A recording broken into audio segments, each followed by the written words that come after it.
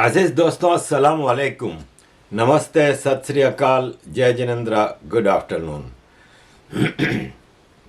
अजीज दोस्तों, आपके सामने मैं 3 और 4 अप्रैल की कुछ खबरें रखना चाहूँगा जिससे कि आप हैरान रह जाएंगे कि क्या हो रहा है।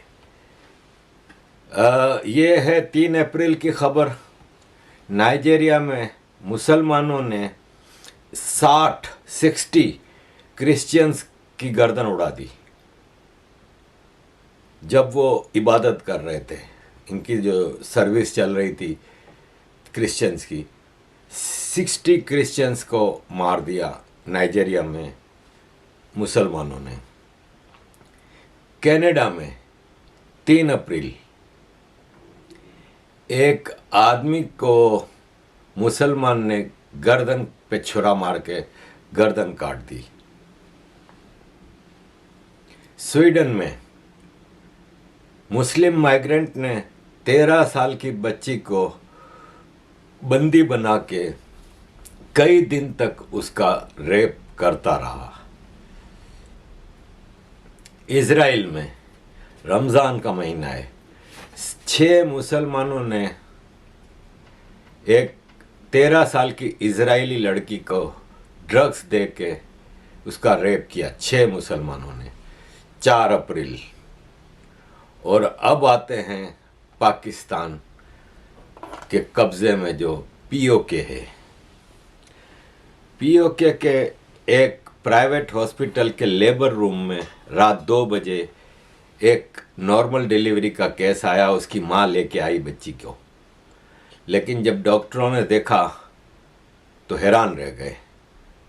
माँ से बात की तो माँ ने बताया कि ये अभी छोटी उम्र की बच्ची है, 14 साल की, और इसके पेट में दर्द हो रहा है, इसलिए मैं लेके आई हूँ। उन्होंने जब देखा और डॉक्टर ने जब देखा तो पता चला कि वो 9 महीने की प्रेग्नेंट है और एनी टाइम डिलीवरी होने वाली है। तो माँ ने कहा कि इसकी तो अभी शादी ही नहीं हुई और ये तो 14 साल की है। डॉक्टरों ने फौरन पुलिस को फ़ोन किया। पुलिस के आने से पहले ही बच्चा पैदा हो गया।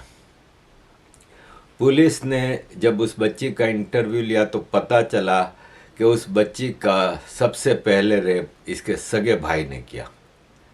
इसका सगा भाई इसका रेप करता रहा, इसके बाद इस बच्ची के बाप ने इसके रेप करने शुरू किए। तो बाप बेटा दोनों अपनी ही बच्ची और अपनी ही बहन का बलात्कार करते रहे लगातार, यहाँ तक कि वो प्रेग्नेंट हो गई और 9 महीने की प्रेगनेंसी हो गई और किसी को पता ना चले, माँ को पता ना चले। माँ फौरन अपने बच्चे को पहचान लेती है कि क्या हो रहा है। उसके बाप और उसके भाई को गिरफ्तार किया गया और दोनों ने कहा कि हमसे गलती हो गई है, हमें माफ़ कर दें। अब वो जेल में है, केस चल रहा है। ये है सिस्टम। इस सिस्टम को जब पहली बार यूके में देखें, यूके में है ना, विदाउट एनी एग्जेजरेशन लाखों लड़कियों को ग्रूमिंग गैंग के हाथों बर्बाद किया गया है, लाखों। अब मेरे पिछले दिनों बहस हो रही थी वो पाकिस्तानियों से। वो मुझे कह रहे हैं कि आरिफ भाई, यहाँ पे सबसे ज़्यादा रेप तो गोरे कर रहे हैं। मैंने कहा भाई, तुम लोगों की समझ में नहीं आ रहा कि ग्रूमिंग गैंग और नॉर्मल रेप में फ़र्क है। रेप इज़ ए क्राइम और गंदा क्राइम है, इंसानियत से घिरा हुआ, नो डाउट। लेकिन ग्रूमिंग गैंग तो रेप से बहुत ऊपर जाता है कि एक अंडर एज लड़की को आप ग्रूम करते हैं, उसको फंसाते हैं, लालच दे के कुछ करके उसको ड्रग्स पे लगाते हैं, उसके साथ सेक्स करते हैं, उसकी वीडियोस बना के फिर उसको ब्लैकमेल करते हैं, फिर उसको ड्रग्स पेडलिंग में इस्तेमाल करते हैं, फिर उसको सेक्स ट्रैफिकिंग में इस्तेमाल करते हैं। This is totally different than rap. और ये सिर्फ पाकिस्तानी करते हैं, मैं नहीं कह रहा। सुनिए होम मिनिस्टर सुहेला ब्रह्मन की बात। साफ अल्फाज में उन्होंने कहा कि almost all are Pakistan origin British. इस पे तपे हुए हैं। गवर्नमेंट ऑफ पाकिस्तान कह रही है जेनोफेबिक है, ये रेसिज्म है, ये पाकिस्तानियों के लिए ज़िंदगी वहाँ मुश्किल बनाई जा रही है। अबे तुम्हारे पाकिस्तानी यहाँ पे लोगों की ज़िंदगी मुश्किल बना रहे हैं। तो अजीज़ दोस्तों, कहानी ये है कि ग्रूमिंग गैंग यहाँ पे रॉचडेल, रोदरम, जिन जिन इलाकों में ग्रूमिंग गैंग पकड़े गए हैं आज तक, उनमें पाकिस्तानी ही हैं। और पाकिस्तानी हम देखें, पहले उनको साउथ एशियन कहा जाता था, तो इंडियन, बंगाली, श्रीलंकन, नेपाली, ये सब खड़े हो गए कि भाई साहब साउथ एशियन सारे पाकिस्तानी है, तो नाम लो पाकिस्तानी का। अब पाकिस्तानी कह रहे हैं तो हम जैसे लोग खड़े हो गए कह रहे हैं कि भाई पाकिस्तानी क्यों कह रहे हो, पंजाबी कहो, पाकिस्तानी पंजाबी कहो। इसमें कोई सिंधी नहीं है, कोई बलोच नहीं है, कोई मुहाजिर नहीं है, कोई पख्तून नहीं है, सारे पाकिस्तानी पंजाबी हैं। तो हमें भी एतराज़ है कि आप इसको पाकिस्तानी ना कहो, पाकिस्तानी पंजाबी कहो, डिफाइन करो। ये वो कौम है, पंजाबी कौम, जिनकी नुमाइंदा इनकी आर्मी है। ये हमेशा पाक फौज जिंदाबाद वाले लोग हैं। इनकी आर्मी ने बांग्लादेश में भी यही किया था।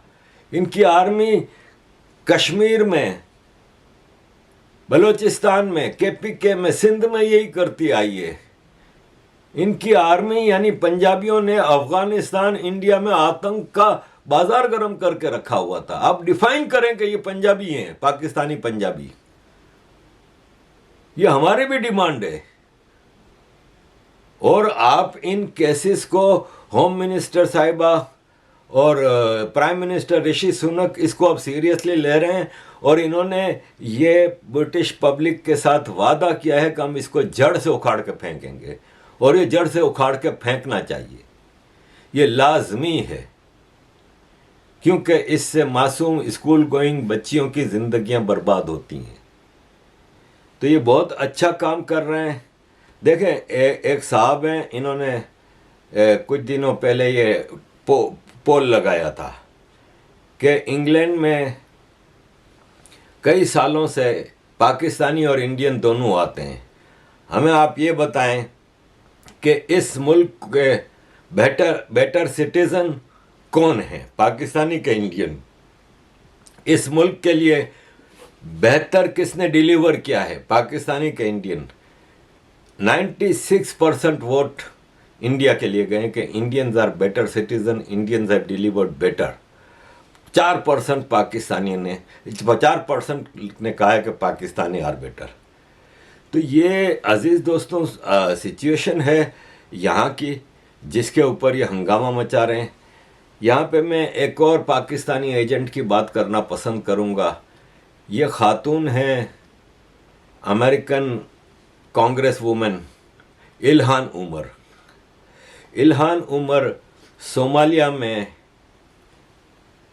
जिहादियों के साथ, और सोमालिया का जिहादी ज़रा फ़र्क है, पायरेट हैं ये, कज़ाक कहते हैं उर्दू में, जो लूट मार करते हैं, लूटते हैं, शिप्स को लूटते हैं, ये उन्हीं लोगों में से एक है।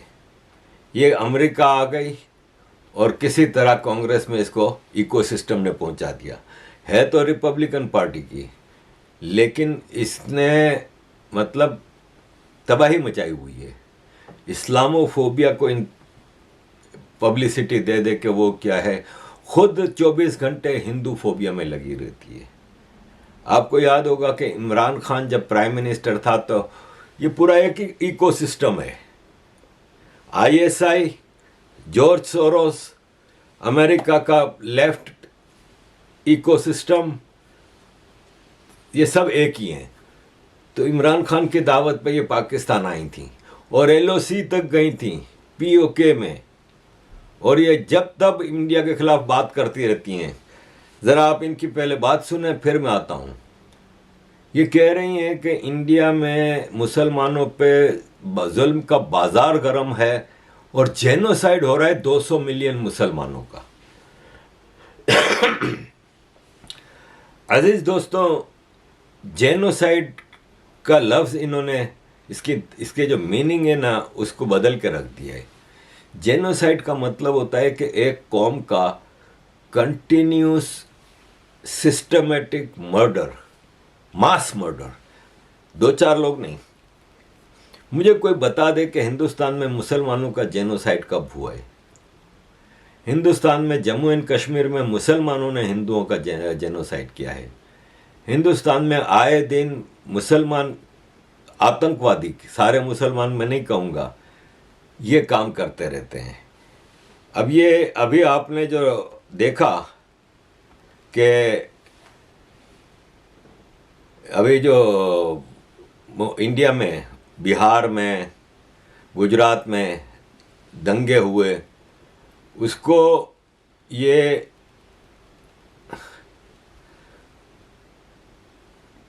फौरन इस्लामोफोबिया पे लेके आ गए कि इस्लाम, मुसलमानों के ऊपर रमज़ानों में जुल्म हो रहा है।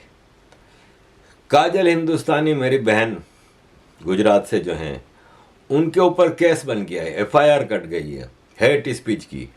रामनवमी क्लैशेस उन्ना गुजरात में, कि इन्होंने मुसलमान हिंदुओं को कहा कि आप अपने डिफेंस के लिए हथियार उठा लें, डंडा उठा लें, घर में कोई तलवार है, छुरी है, कुछ है तो उठा लें। दुनिया का हर कानून सेल्फ डिफेंस का इजाजत देता है। हिंदू हमेशा मार खाता रहता है। गांधीवादी है हिंदू। गांधी ने कहा था मुसलमान आपको मारे तो आप उफ भी ना करो,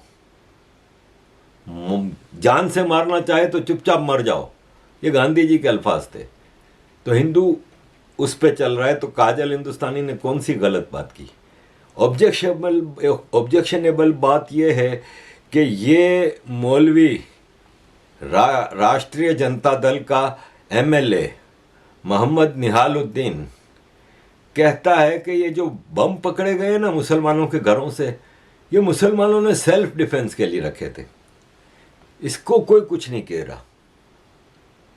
मतलब मुसलमान सेल्फ डिफेंस में बम मारे जायज, हिंदू सेल्फ डिफेंस के लिए डंडा भी उठाए तो एफआईआर, और फिर जुबैर जैसे लोग, राना अयूब जैसे लोगों को एक्टिवेट कर दिया जाता है। इनको पैसा ही इसी चीज का मिलता है। और ये फिर जान खतरे में डाल देते हैं। नुपुर शर्मा, काजल हिंदुस्तानी, अब इनकी जिंदगी भर के लिए जान खतरे में। जैसे सलमान रुश्दी को 90 में इसके खिलाफ फतवा आया था, 2022 में इसके ऊपर हमला होता है 32 साल बाद। सारी जिंदगी के लिए इनकी जान खतरे में डाल दिए जाते हैं और मजे से घूम रहे हैं। जुबैर, राना, ये पूरी दुनिया की अय्याशियां कर रहे हैं।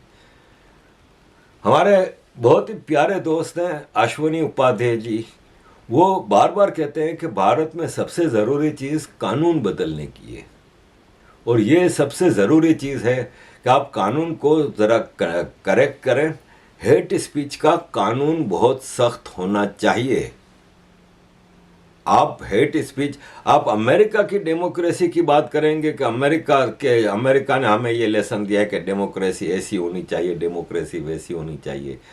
अरे ये जूलियन असांज, इसने खबर दी थी कि अमेरिका ने सीरिया में, लीबिया में ये किया था, खबर दी थी कि यूएस फोर्सेस है ना, वो इराकी सिविलियंस के ऊपर फायरिंग कर रहे हैं। ये इसने सबूत दिए थे 13 साल पहले। इसको 175 साल की सज़ा लगी ये खबर लगाने पे। और आप कह रहे हो कि नहीं जी हमें तो सिविल वार, ये जो हेट स्पीच या इस चीज़ को वो नहीं करें, तो आपको ये सख्त बनाना होगा। जिस हिसाब की रिपोर्टिंग जुबैर, राना अयूब, अरफा खानम शेरवानी कर रहे हैं, इनको तो ज़िंदगी भर के लिए जेल में जाना चाहिए। अब ताजमहल, वो आपके यूपी के उसमें से मुगल्स हिस्ट्री निकालिए तो सबा नकवी कह रही है कि हमारे ग्रैंड चिल्ड्रन को पता ही नहीं चलेगा कि ताजमहल किसने बनाया। हमारे ग्रैंड चिल्ड्रंस को, सबा साहिबा, ये पता चलना चाहिए कि मुगलों ने यहाँ पे और मुस्लिम इन्वेडर्स ने यहाँ पे कितना अत्याचार किया। आपके अपने बच्चों को सिखाना ये ज़रूरी है कि आपके यहाँ ताजमहल किसने बनाया, कि ये ज़रूरी है कि ये बताएं कि इल्म और अदब का गहवारा नालंदा यूनिवर्सिटी किसने जलाई, किसने तबाह की? क्या ज़रूरी है आपके लिए? तो इनके लिए ये ज़रूरी है क्योंकि ये इनके एंसेस्टर्स बाहर से आए थे। अरफा की तो शक्ल बताती है कि ये मंगोलिया के चंगेज खानदान के किसी हरम की बच्ची है। ये जुबैर की शक्ल बताती है कि ये बांग्लादेश से आया है। और नकवी साहिबा तो हैं ही शिया अरब, तो इन लोगों के लिए हिंदुस्तान वो हो नहीं सकता। तो अजीज़ दोस्तों, ये सारी कहानी है। इस आप देखें इनका तरीक़ा वारदात कि ये मुसलमान पकड़ा गया है जिसने ट्रेन में शाहरुख सैफी, जिसने ट्रेन में महाराष्ट्र में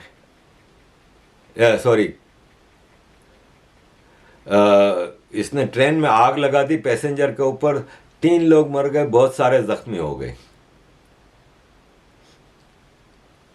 केरला में महाराष्ट्र से पकड़ा गया है। ये गुस्से में इसलिए था कि बीजेपी ने अभी तक इसको जॉब क्यों नहीं दी। आपको याद होगा आज से पिछले साल या इससे पिछले साल बंगलोर में एक लड़की स्कूटी पे आती है बुरके में और नारा तकबीर अल्लाह अकबर नारा लगाती है कि मैं बुरके में जाऊंगी यूनिवर्सिटी में या कॉलेज में। ये है वो लड़की।